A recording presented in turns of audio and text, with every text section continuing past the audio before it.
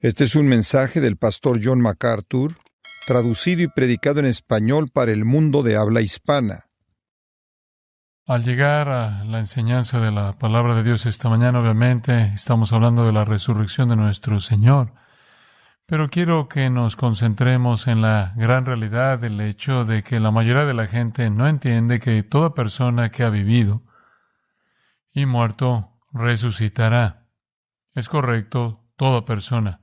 Habrá una resurrección de cada persona que ha vivido y muerto, en donde quiera que su cuerpo fue colocado, al grado de corrupción que haya sido sujetado, no tendrá nada que ver con la capacidad de Dios de resucitarlos en un cuerpo nuevo, apto para su morada eterna. Toda persona vive para siempre.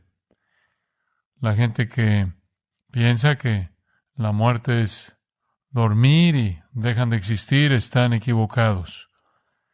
Van a entrar a una existencia eterna con todas sus facultades intensificadas e incrementadas a un grado que es incomprensible para ellos. También van a ser resucitados en un cuerpo que es apto para su lugar, donde vivirán o en el cielo o en el infierno, un cuerpo apto para la bendición eterna en servicio a Dios o un cuerpo apto para el castigo eterno y sufrimiento. Pero toda persona resucitará. La gente que supone que se ha quitado su vida y así ha escapado, únicamente se han llevado a sí mismos a una realidad de un mundo eterno. De regreso en el libro de Job, el cual fue un libro escrito en el periodo patriarcal, en el tiempo de Génesis, la pregunta se presenta: ¿acaso un hombre volverá a vivir? ¿O hay vida después de la muerte? Y la respuesta viene en el capítulo 19 de Job, en donde Job dice esto: después de deshecha está mi piel. En otras palabras, después de que su cuerpo se ha podrido. Sin embargo, en mi carne yo veré a Dios, al cual veré por mí mismo, y mis ojos lo verán, y no otro. Aunque mi corazón desfallece dentro de mí. Haciendo la pregunta, ¿volverá a vivir un hombre? Job responde a la pregunta: sí, volverá a vivir. Su carne es corrompida, sí, pero en otro tipo de carne verá a Dios. Y eso es suficiente para que su corazón desfalleciera. Todo ser humano que muere resucitará para ver a Dios. Toda persona que ha vivido. No hay escape. Una vez que usted nace, usted es para siempre. Ahora quiero que pase a Juan capítulo 5 y quiero ofrecer este texto muy profundo para usted, para ayudarle a entender lo que acabo de decir. La resurrección es el tema de este pasaje. El capítulo comienza con Jesús curando a un hombre en el estanque de Betesda, un hombre que había tenido algún tipo de discapacidad durante 38 años y había creído un tipo de superstición de que si usted podía entrar en el agua cuando un ángel acababa de agitar el agua, como la superstición pudo haber indicado, él podía ser curado, y él había estado ahí por muchos años y nunca había pasado. Pero un día Jesús vino y Jesús curó a ese hombre y le dijo que enrollara su pequeño tapete de paja, lo colocara en su hombro y caminara. Y lo hizo. Fue un milagro masivo, inescapablemente obvio para toda persona que había visto a ese hombre ahí durante décadas. Como resultado de esa curación por parte de Jesús, los judíos incrementaron su deseo de matarlo. Su deseo ya era matarlo, pero en cierta manera estaba bajo la superficie y realmente no había hervido a su punto máximo. Pero cuando curó a ese hombre y le dijo que levantara su lecho y caminara, llevó su hostilidad a la superficie. Y el versículo 16 nos dice por qué. Por esta causa los judíos perseguían a Jesús, porque hacía estas cosas en el día de reposo. Ellos habían creado reglas falsas para el día de reposo. El Antiguo Testamento decía que usted debía limitar su viaje en el día de reposo, pero ciertamente un hombre que había sido curado en un milagro divino podía recoger su lecho y caminar del lugar de su curación. Pero ellos estaban tan limitados por estos aspectos externos que vieron esto como un acto de blasfemia por parte de Jesús. Hacer incluso la obra de curar, porque usted no debía trabajar en el día de reposo, y después que el hombre cargara su lecho, entonces en el versículo 18 leemos: por esto los judíos aún más procuraban matarlo. Ya habían estado buscando matarlo, porque él rechazaba su religión falsa y ahora había sido intensificado porque él había violado el día de reposo. Ellos estaban buscando aún más matarlo. Versículo 18 dice: porque él no solo estaba quebrantando el día de reposo, sino que también decía que Dios era su propio Padre, haciéndose igual a Dios. Esta era la blasfemia definitiva. Atrás en el versículo 17, él había dicho: mi Padre hasta ahora trabajo y yo trabajo, porque cuando él estaba diciendo que era el día de reposo que no se relacionaba a Dios, y yo soy Dios y el día de reposo no se relaciona a mí, ni Dios ni el Hijo de Dios están sujetos a las reglas inventadas por ustedes. Ellos entendieron eso como una afirmación de que él era igual a Dios, y eso es exactamente lo que eso era. Los judíos nunca se equivocaron acerca de la declaración de Jesús. Ellos sabían que él estaba diciendo que era igual al Dios eterno, Yahweh, el Creador, Dios, el Dios Trino, de la realidad y de la Escritura. Versículo 19, entonces, Jesús les dijo, en lugar de retroceder, cuando ellos estaban acusándolo de blasfemar, por decir que era igual a Dios, él intensifica la realidad de eso, él lo presenta de manera más fuerte. De cierto os digo, el Hijo no puede hacer nada por sí mismo, sino lo que ve hacer al Padre, porque todo lo que el Padre hace, también lo hace el Hijo igualmente, porque el Padre ama al Hijo y le muestra todas las cosas que Él hace, y mayores obras que éstas le mostrará, de modo que vosotros os maravilléis, porque como el Padre levanta a los muertos y les da vida, así también el Hijo a los que quiere da vida, porque el Padre a nadie juzga, sino que todo el juicio dio al Hijo, para que todos honren al Hijo como honran al Padre. El que no honra al Hijo, no honra al Padre que le envió. Este es un conjunto aterrador de afirmaciones por parte de nuestro Señor Jesús. Él está diciendo: no estoy sujeto a las reglas de ustedes acerca del día de reposo. Yo me alineo con Dios. Yo hago lo que el Padre hace. Ve el versículo 17. Mi Padre está trabajando, yo trabajo. Y ellos entendieron eso. Versículo 18, que él estaba diciendo que él era igual a Dios. Él era uno en naturaleza, uno en esencia. De hecho, él es Dios. La blasfemia definitiva en la mente de los judíos. No solo él era uno de Dios en naturaleza, sino que era uno en Dios en trabajo. Respondió entonces Jesús y les dijo: de cierto os digo, no puede hacer nada el Hijo por sí mismo, sino lo que el Padre dio que hiciera, porque todo lo que el Padre hace, también lo hace el Hijo igualmente. Todo lo que me ven hacer es porque el Padre lo está haciendo. Todo lo que me ven hacer es la obra del Padre en base a la voluntad y propósito del Padre. Entonces Él es uno con Dios en naturaleza, Él es uno con Dios el Padre en obras. Y después, llegando al versículo 20, el Padre ama al Hijo y le muestra todas las cosas, y son las que Él mismo hace. En otras palabras, lo tercero es que dice aquí que Él tiene conocimiento completo de todo lo que Dios conoce. Entonces Él es igual a Dios en naturaleza, igual a Dios en obras, igual a Dios en verdad, en revelación, en conocimiento. Y después Él añade: el Padre le mostrará obras más grandes que estas, de modo que os maravilléis. Mayores obras que la curación de ese hombre. ¿Y cuáles serían? Versículos 21 y 22. Porque así como el Padre levanta a los muertos y les da vida, así también el Hijo a los que quiere da vida. Porque el Padre a nadie juzga, sino que todo el juicio dio al Hijo.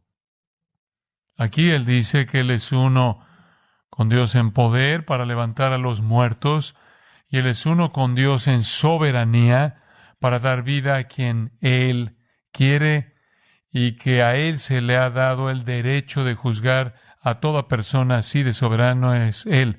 Uno en naturaleza, uno en obras, uno en conocimiento, uno en poder, uno en soberanía con Dios. Soberanamente Él va a juzgar. Incluso el Padre, versículo 22, dice, a nadie juzga, sino que todo juicio ha dado al Hijo. Después, en la declaración final, para que todos honren al Hijo, así como honran al Padre. El que no honra al Hijo, no honra al Padre que le envió. El pueblo judío pensaba que conocía a Dios, que honraba a Dios. No lo hacían porque usted no puede honrar a Dios y Padre de nuestro Señor Jesucristo si usted no lo honra también. Entonces Él es igual a Dios en naturaleza y obras, y conocimiento, y poder, y soberanía, y juicio, y autoridad, y honor. Él simplemente está presionando este juicio de la igualdad al grado que era contundente más allá de la comprensión para los judíos que pensaban que él era un mentiroso y un fraude. Él afirma tener este poder y autoridad, el cual es el corazón de esta sección que quiero que vea, pero quiero que vea los versículos 21 y 22, cuando él dice que tiene poder para levantar a los muertos y darles vida. Y él se la da a quien él quiere. Y después, él tiene el poder y la autoridad de juzgar a todo mundo. Esto es soberanía definitiva y poder definitivo. El poder de dar vida y el poder de juzgar. Él es el que va a hacer que toda persona viva y Él es el que va a juzgar a toda persona. Debido a que ese es el caso, ve el versículo 24, de cierto os digo, el que oye mi palabra y cree al que me envió, tiene vida eterna, y no vendrá a condenación, mas ha pasado de muerte a vida. Este es el resumen de todo. Esta es una invitación, esta es una declaración de hecho. Debido a que es el Hijo de Dios, quien tiene el poder de levantar a los muertos y hará eso, quien tiene la autoridad de juzgar a toda persona y hará eso, entonces de cierto usted debe oír su palabra y creer en Él y en el Dios que le envió para tener vida eterna y para escapar de la muerte a la vida y no venir a juicio. Esta es la realidad simple de la verdad del Evangelio. Toda persona se dirige al juicio eterno, toda persona se dirige a una resurrección para condenación, una resurrección para condenación, una resurrección para juicio. La única manera de evitar eso es oír la palabra acerca de Cristo, creer en Él que lo envió, recibir vida eterna, evitar juicio y pasar de la muerte a la vida. Este es el corazón del Evangelio. Muchas veces cuando usted oye el Evangelio, en nuestra época, parece como si la gente solo quiere hablar de lo que puede lograr para usted en esta vida.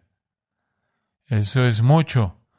En la actualidad estamos bendecidos con toda bendición espiritual en los lugares celestiales en Cristo. Entonces hay beneficios en esta vida, pero la razón de nuestra salvación no es para traerle a usted bendición en esta vida, porque incluso si usted es un creyente en esta vida, usted todavía tiene que pelear contra las realidades de un mundo caído y de que usted es una persona caída. Hace unos años atrás prediqué un sermón en base al libro de Joel Osteen, Su mejor vida ahora. Y dije, si esta es su mejor vida ahora, usted va camino al infierno. Y es su mejor vida. Pero para aquellos que están en Cristo, esto está muy lejos de nuestra mejor vida. Entonces, lo que el Evangelio le ofrece a usted es un escape del juicio eterno. Cristo, el único que puede salvarlo a usted, o va a ser su Salvador o va a ser su juez. Él lo va a levantar a usted a la vida abundante y eterna en su presencia para siempre, o Él va a levantarlo a usted a la condenación y el juicio para sufrir para siempre fuera de su presencia, en un lugar que la Biblia llama el infierno. Entonces la palabra aquí es escucharlo a Él. La fe viene por el oír y el oír por la palabra acerca de Cristo. Él es el que levanta a los muertos y da vida y escape del juicio. Entonces, no puedo enfatizar probablemente lo suficiente que usted entienda lo impresionante que fueron ese tipo de palabras para el pueblo judío, que lo vieron como un blasfemo. Y en lugar de retroceder de lo que ellos percibían como blasfemia, Él lo escaló a un nivel de lo que jamás ellos habían imaginado. Hay mucho que decir acerca de lo que dice aquí, pero quiero concentrarme en solo dos cosas. Son las afirmaciones en los versículos 21 y 22 que levanta a los muertos, les da vida, y Él es el juez. Él tiene el poder para levantar a los muertos y la autoridad para juzgar. Este es Jesucristo. Ahora, conforme mantenemos eso en mente, quiero que baje al versículo 25. Este es el enfoque del pasaje en el que quiero que se concentre. Aquí Él va a demostrar su poder para levantar a los muertos y para juzgar. Escuche lo que dice. De cierto os digo, viene la hora, y ahora es, cuando los muertos oirán la voz del Hijo de Dios, y los que la oyeren vivirán. Porque como el Padre tiene vida en sí mismo, así también ha dado al Hijo tener vida en sí mismo. Y también le dio autoridad de hacer juicio, por cuanto es el Hijo del Hombre. No os maravilléis de esto, porque vendrá hora cuando todos los que están en los sepulcros oirán su voz, todos, y saldrán los que hicieron lo bueno a resurrección de vida, mas los que hicieron lo malo a resurrección de condenación. Márquelo, toda persona va a ser levantada de los muertos. Toda persona que ha vivido y muerto. El Señor no va a tener problema en identificar a ese individuo de las partes totalmente integradas y disueltas y traerlo de regreso a la vida, a esa misma persona en una forma eterna. Algún tipo de cuerpo, un cuerpo apto para el servicio y adoración en el cielo. Para los incrédulos es un cuerpo apto para el sufrimiento y el castigo en el infierno. Pero toda persona va a ser levantada de los muertos. Toda persona. No os maravilléis de esto. ¿Y por qué dice esto? Porque esto es sorprendente. Esto es sorprendente. Ahora hay dos aspectos de la resurrección que nuestro Señor está presentando o haciendo referencia a esto. Si usted regresa al versículo 25, le voy a mostrar cómo hace Él eso. Él dice, de cierto os digo, la hora viene y ahora es cuando los muertos oirán la voz del Hijo de Dios y vivirán. Bueno, no hubo una resurrección física en ese momento. La resurrección final y grande está por venir en el futuro. Entonces, ¿qué está diciendo? La hora viene y ahora es cuando los muertos oirán la voz del Hijo de Dios. Y los que lo oyeren vivirán. ¿Qué quiere decir con eso? Él está hablando de resurrección espiritual. Resurrección espiritual. Vea el ahora es. Incluso en el momento de la vida y ministerio de nuestro Señor en el que Él estaba hablando aquí. Él estaba hablando vida a la gente. Él estaba salvando a la gente. Él estaba levantándolos de la muerte espiritual. Jesús definió a la gente como muertos. Él dijo, deja que los muertos sepulten a sus muertos en el libro de Mateo. Lo que él estaba diciendo es que los espiritualmente muertos sepultan a los físicamente muertos. La Escritura es clara acerca de la mortandad de la condición de los no convertidos. En la historia conocida del hijo pródigo, 2 veces en esa parábola Jesús define al pródigo como muerto. Lucas 15. Y muerto en pecado. Entonces, incluso ahora, Jesús está diciendo, Él está dando vida a los que están espiritualmente muertos. Y puedo mostrarle eso. Regrese a Juan capítulo 1. Antes de la cruz, escuche, esto es antes de la cruz y antes de la resurrección, Él estaba dando vida a la gente que creyó en Él. Escuche Juan 1:12. Mas a todos los que le recibieron, a los que creen en su nombre, les dio potestad de ser hechos hijos de Dios.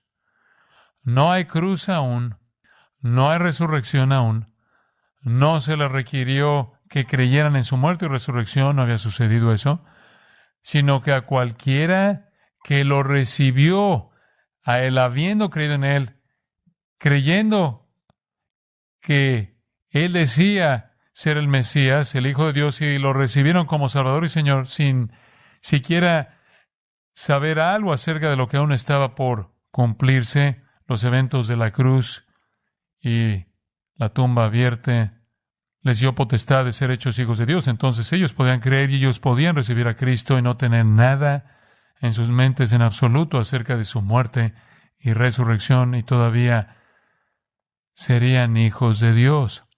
Vaya al conocido tercer capítulo de Juan.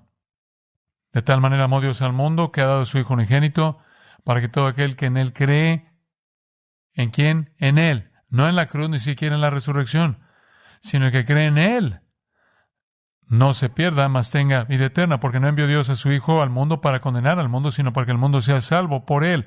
El que en Él cree no es condenado, pero el que no cree ya ha sido condenado porque no ha creído en el nombre del unigénito Hijo de Dios. Entonces, ya Él estaba dando vida a la gente, Él había estado dando vida a la gente desde el comienzo. Regrese a Abraham. Pablo dice acerca de Abraham en Romanos, Él creyó en Dios y le fue contado por justicia. Él es la ilustración de la justificación en Romanos 4. Él creyó en Dios y fue justificado mediante creer en Dios.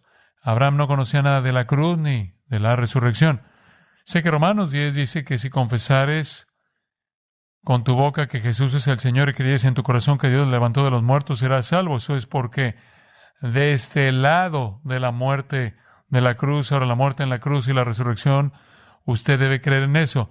Pero antes de eso era cuestión de creer todo lo que había sido revelado, y Dios contó ese tipo de fe como la fe que abrazaba la justicia divina. Usted ve lo mismo en el versículo 36 de Juan 3. El que cree en el Hijo tiene vida eterna. La ira de Dios no permanece en Él. Entonces, ya la gente que creía en Él, como los discípulos, no habían llegado a la cruz aún, como el samaritano. Usted ve eso en el capítulo 4. Si usted ve el capítulo 4 del Evangelio de Juan, usted ve a muchos samaritanos que creyeron ahí en el versículo 41. Después de que Jesús se encontró con la mujer en el pozo, muchos otros creyeron por la palabra de Él. Y decían a la mujer, ya no creemos solamente por tu dicho, porque nosotros mismos hemos oído y sabemos que verdaderamente este es el Salvador del mundo. Ellos necesitaban creer que Él era el Salvador del mundo, el ungido de Dios, el Redentor, y creyendo serían salvos. Y eso se ve a lo largo del Evangelio de Juan, incluso antes de que usted llegue a la cruz. Él está llamando a la gente a creer en todo lo que Él ha revelado. En cualquier punto en la revelación progresiva, la salvación vino a uno que creía lo que Dios había revelado. Creer al punto de que Dios había revelado era todo lo que se podía esperar. Entonces, esa es la parte de la ahora. Regrese al versículo 25. Ahora, los muertos están oyendo la voz del Hijo de Dios y llegando a tener vida espiritual. La vida espiritual se le da a aquellos que oyen la voz del Señor, que oyen la voz de Cristo. La hora de la vida ya está aquí. Como siempre ha estado, la salvación está disponible, pero hay más por venir. Viene la hora también cuando los muertos oirán la voz del Hijo de Dios y los que la oyeren vivirán. Bueno, ¿qué es lo que está por venir? Lo que está por venir es la cruz y la resurrección, y una hora está por venir cuando habrá una gran respuesta enorme a la cruz y a la resurrección y fe. Y dará luz a la iglesia, y le leí eso a partir de Hechos 2. La hora que estaba por venir era la cruz, la resurrección, el nacimiento de la iglesia, la predicación del Evangelio, la crucifixión y resurrección de Jesucristo. Entonces ya los que estaban espiritualmente muertos estaban recibiendo vida.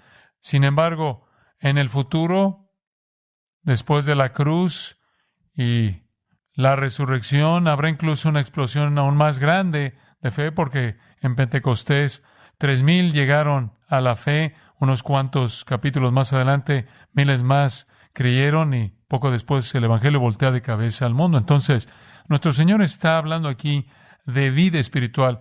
Él levanta a los que están espiritualmente muertos. Nos lleva de regreso a Efesios 2. Estabais muertos en delitos y pecados, pero Dios junto con Cristo le ha dado vida a usted. A usted se le dio vida. Romanos 6:13 describe a los cristianos como aquellos a quienes se les ha dado vida. Estaba muerto en sus delitos y pecados. Colosenses 2, muertos en vuestras transgresiones. Muertos porque usted literalmente nace muerto. Y solo el Señor puede darle vida a usted. Como sucedió al oír la voz del Hijo de Dios. Cristo es el único que puede hablar y darle vida a los muertos. Él es el que regenera. Él es el que da vida espiritual. Esta es una expresión impresionante de poder espiritual. Él toma a los que están espiritualmente muertos y los regenera. Es el nuevo nacimiento, es regeneración, es nueva vida. Es una nueva creación. Y por cierto, a él se le da el título Hijo de Dios en este ministerio en particular de dar vida, porque solo Dios puede dar vida. Solo Dios es la fuente de vida. Y aquellos que oyen la voz del Hijo de Dios, conforme Él habla, van a vivir. Porque Él tiene el mismo poder, versículo 26, de dar vida que el Padre tiene también. Efesios 5:14 dice, despierta tú que duermes, levántate de los muertos y Cristo te dará luz. Esto es lo que hacemos con el Evangelio. Predicamos el mensaje de salvación en Jesucristo, mediante el cual el Espíritu Santo hace que la gente tenga vida. Colosenses 2:13, Él os dio vida. Resurrección espiritual. Él tiene el poder para eso y Él tiene la autoridad para eso. Pero en lo que me quiero concentrar, solo de manera breve, no es esa resurrección espiritual, sino más bien lo que sigue esa resurrección espiritual en el futuro, y esa es la resurrección física. Ve el versículo 27. El Padre no solo le dio al Hijo también tener vida en sí mismo, sino que le dio autoridad de hacer juicio por cuanto es el Hijo del Hombre, es el Hijo de Dios, porque se necesita que Dios dé vida. Él es el Hijo del Hombre porque se necesita uno que sea un hombre, que se siente juzgando sobre los hombres, no sea que los hombres piensen que son juzgados por un juez injusto. Cristo, quien fue tentado en todo según nuestras semejanzas, será el juez de todos los hombres. Le dio autoridad de hacer juicio por cuanto Él es el Hijo del Hombre. Entonces Él es la vida, yo soy el camino y la verdad y la vida. Él dijo, el que me encuentra a mí encuentra la vida. Y Él también tiene el poder para juzgar. Y eso nos lleva a la resurrección física, versículo 28. No os maravilléis de esto, porque vendrá hora. De nuevo, no una hora en sí, sino una época, un periodo de tiempo. Vendrá todavía en el futuro, en el que todos los que estén en los sepulcros oirán su voz, y los que hicieron lo bueno saldrán a resurrección de vida, mas los que hicieron lo malo a resurrección de condenación. Ahí está. Toda persona sale de las tumbas. Toda persona. Él tiene poder para dar vida espiritual a aquellos que oyen su voz y van a recibir vida de los muertos y ellos van a escapar del juicio. Ese es el versículo 24. Si usted oye y cree su palabra, usted tiene vida eterna, usted no viene a condenación, usted pasa de muerte a vida. Creer en Cristo es la única manera de escapar de Él como juez, en el sentido de una condenación mediante juicio. Toda persona sale de las tumbas y van a oír su voz. No la resurrección espiritual, sino la física. Va a suceder que aquellos que hicieron las obras buenas van a ser llevados a la resurrección de vida y los que cometieron obras malas van a resurrección de condenación. El punto ahí es simplemente decir que todo mundo resucita, absolutamente todos. Y observe que ellos serán juzgados por sus obras. Dice usted, bueno, pensé que la salvación es por gracia. Tiene razón. No es por obras para que nadie se gloríe. La salvación es por gracia únicamente, mediante la fe únicamente, en Cristo únicamente. Entonces, ¿por qué somos juzgados por nuestras obras? Porque esa es la validación de su salvación. Si alguno está en Cristo, nueva criatura es. Las cosas viejas pasaron, he aquí todas son hechas nuevas. O Efesios 2:10. Usted fue creado en Cristo Jesús para buenas obras, las cuales Dios preparó de antemano para que anduviésemos en ellas. Pablo dice gran parte de lo mismo en Romanos 2:6-10, que el juicio final será un juicio basado en las obras, y las obras de uno que ha sido regenerado y a quien se le ha dado vida y ha sido transformado, van a manifestar justicia. Y es mediante esas obras que ellos van a recibir la resurrección de vida. De nuevo, esto habla de este asunto importante de que la salvación no es cuestión de alguna experiencia en algún punto en su vida o alguna oración o alguna conexión emocional con Jesús. Usted va a ser juzgado en base a sus obras. No lo salvan a usted, pero afirman la realidad de su salvación. Si usted verdaderamente es transformado como hijo de Dios, se manifiesta. Pero simplemente piénselo. Viene una hora en la que todos los que estén en los sepulcros oirán su voz. El poder para hacer eso es sorprendente, incomprensible. Llevándolo de regreso a la creación, en 6 días, el Dios Trino habló e hizo que existiera toda la creación y todo lo que hay en ella. Todo. En 6 días Él creó todo. Entonces realmente no es una situación difícil que Él resucite a los muertos y los vuelva a ensamblar en alguna forma externa para el cielo o el infierno, pero el poder para hacer eso va más allá de cualquier tipo de comprensión. Creo que conocemos suficiente ciencia como para saber que la materia nunca es destruida, solo es transformada. Entonces el Señor va a remontarse a la creación y va a ensamblar a toda persona en alguna expresión de quién de hecho eran, y van a continuar siendo quién eran, nada más que en un cuerpo físico apto para el infierno o el cielo. Cuando digo físico, es la única palabra que puedo usar, no es un cuerpo etéreo, es un cuerpo en sí. Jesús caminó y habló y comió. Los creyentes van a tener un cuerpo glorificado y los incrédulos van a tener un cuerpo también que puede sentir el dolor. El infierno es descrito como quemar, oscuridad, dolor, crujir de dientes, agonía. Entonces, este es un poder sorprendente. De nuevo, usted tiene que colocarse en la posición en la que estaban esos judíos conforme Él estaba hablándoles esto. En primer lugar, era suficiente como para que Él hiciera algo en el día de reposo y tener el poder para hacer eso porque era Dios. Y de ahí decir que yo tengo el poder de levantar a toda persona de los muertos y traerlos al juicio, y después tengo la autoridad de juzgarlos. Obviamente, para esos que habían sido resucitados espiritualmente no hay condenación, Romanos 8:1. Y ellos son resucitados para la resurrección de vida, no de juicio. Aquellos que cometieron obras malas y de esta manera demostraron que no hubo transformación, enfrentan una resurrección de juicio.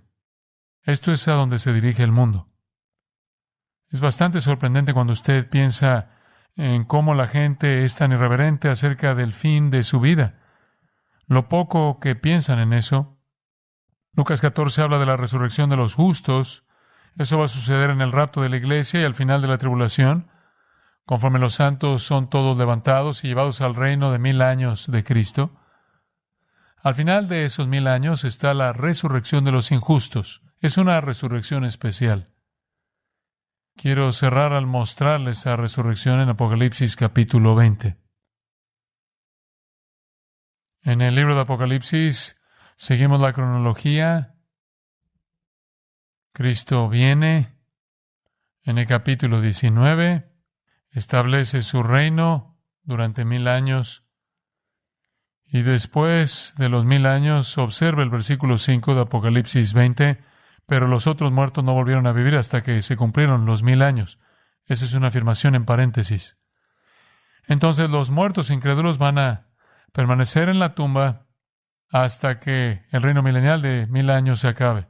Los santos, primer grupo de ellos, van a ser llevados en el rapto de la iglesia, después vendrá la tribulación y después vendrán los santos que quedan del Antiguo Testamento. Al final de la tribulación, Daniel capítulo 2 indica que van a ser resucitados de los muertos. Entonces usted tiene a los creyentes del Nuevo Testamento y los creyentes del Antiguo Testamento en cuerpos en forma glorificada y resucitada, regresando con Cristo. Usted lo ve en Apocalipsis 19, regresan con Él, sus túnicas son lavadas, son blancas, para estar con Él en la tierra, todos los santos resucitados. Durante esos 1000 años todavía habrá personas que entrarán en el reino vivos, en la tierra como creyentes, van a tener descendencia a lo largo de los 1000 años.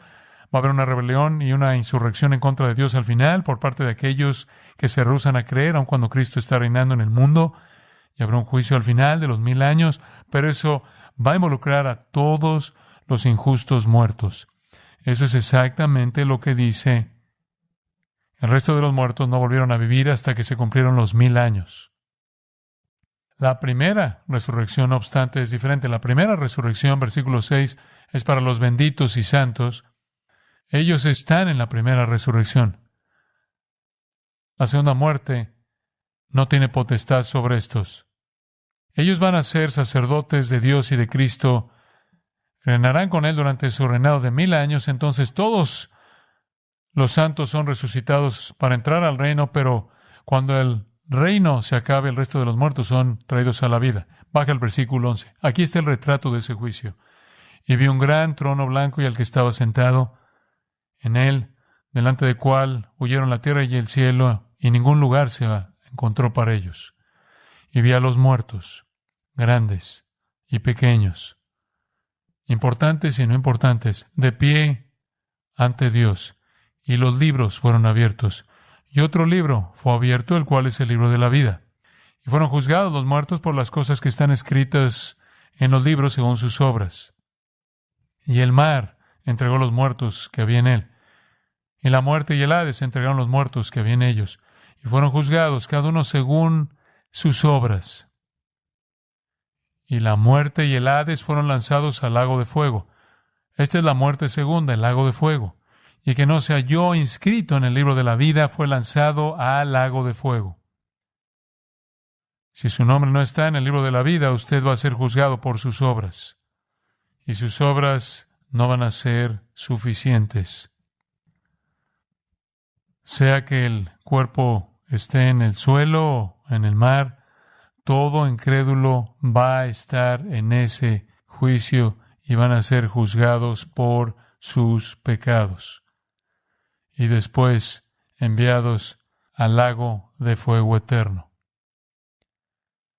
Para todo lo que celebramos en la resurrección de Cristo y de manera apropiada lo hemos hecho eso hoy, hemos levantado nuestros corazones en alabanza por todo lo que estamos agradecidos, por todo el gozo, por todos los aleluyas, por la resurrección de Cristo. Eso es solo para aquellos que escuchan su voz, que lo conocen y han recibido vida de Él. Para el resto, esta es una realidad aterradora porque lo mataron, pero Dios lo resucitó. Y Él ahora tiene el poder para dar vida y Él va a levantar a todos. Y después Él tiene la autoridad para juzgar a toda persona y Él va a juzgarlos por sus obras. Y a menos de que esas obras manifiesten la transformación de salvación, serán aventados al lago de fuego. Esa es la segunda muerte. Ese es el hecho que la Escritura establece. Y esa es la razón por la que la Biblia lleva a su conclusión: sean advertidos. Ahí abajo, en el versículo 8 del capítulo 21. Pero los cobardes e incrédulos, los abominables y los homicidas, los fornicarios, hechiceros, los idólatras y todos los mentirosos tendrán su parte en el lago que arde con fuego y azufre, que es la muerte segunda. Usted quiere ser parte de la primera resurrección, ¿verdad? La resurrección de los justos. La resurrección de los justos. Una palabra final de la Escritura, Hebreos 10, 26. Pues si pecáremos voluntariamente, después de haber recibido el conocimiento de la verdad, usted oyó el Evangelio, usted sabe que solo Cristo salva, pero usted sigue pecando voluntariamente, rechazando. No queda más sacrificio por los pecados. Si usted rechaza a Cristo, no queda sacrificio por el pecado. Entonces usted va a llevar sus pecados al juicio y va a pagar por ellos para siempre. Lo único que le queda si usted sigue pecando de manera deliberada, rechazando el conocimiento de la verdad, del Evangelio, lo único que le queda a usted es una horrenda expectación de juicio y de hervor de fuego que ha de devorar a los adversarios. Lo único que queda es el infierno. Y él da una ilustración o una comparación. El que viola la ley de Moisés, por el testimonio de 2 o 3 testigos, muere irremisiblemente. Si usted viola la ley de Moisés, eso es orden del Antiguo Testamento. ¿Cuánto mayor castigo pensáis que merecerá el que pisoteare al Hijo de Dios y tuviere por inmunda la sangre del pacto en la cual fue santificado, e hiciera afrenta al Espíritu de gracia? Cuando usted insulta al Espíritu de gracia al rechazar el Evangelio, cuando usted pisa al Hijo de Dios al rechazar su sacrificio, hay un castigo mucho más severo. Y Dios dice: mía es la venganza, versículo 30, yo daré el pago, dice el Señor. Horrenda cosa es caer en manos del Dios vivo. Esa es la palabra de Dios. Y yo sé que